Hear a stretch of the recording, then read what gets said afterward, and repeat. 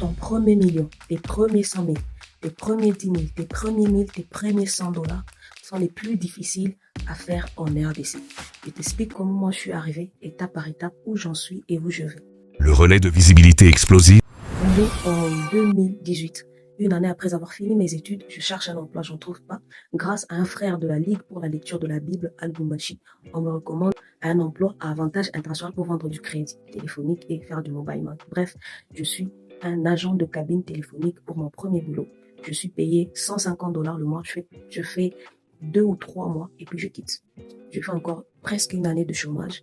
J'ai un autre deuxième boulot de vendeur de terrain à Team Karmagripa. Je faisais du porte-à-porte. Je vendais les anti-moustiques électriques. Je fais ce job pendant 3 mois.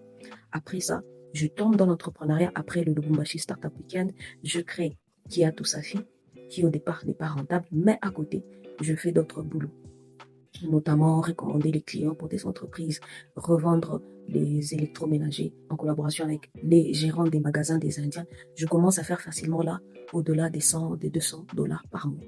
Aujourd'hui, mon but, c'est de faire minimum $1000 le mois. Alors, ma stratégie est simple, vous me direz si c'est la bonne en commentaire. Je fais certes la facilitation d'achat que je vous ai déjà expliqué dans les précédentes vidéos. Je fais aussi la location de la sonorisation et aussi dans Legacy Express, nous faisons tout ce qui est facilitation d'obtention des passeports, visas et billets d'avion. Donc, ce sont mes stratégies que je suis en train de mettre en place, cumulées pour arriver aux $1000 le mois. On reviendra à la fin de l'année 2026 pour voir si je suis arrivé.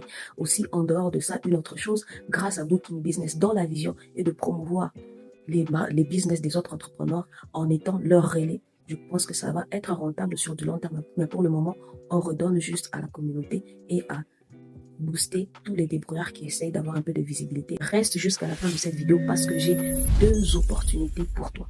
La première, c'est le Camping Mood de Mosika qui aura lieu du 30 au 3 mai. Enregistre-toi dès maintenant. Le ticket, c'est à 350. Pour le couple, c'est à $650. Ensuite, il y a le Grandeur Noir Tour de Safia Enjoy Life.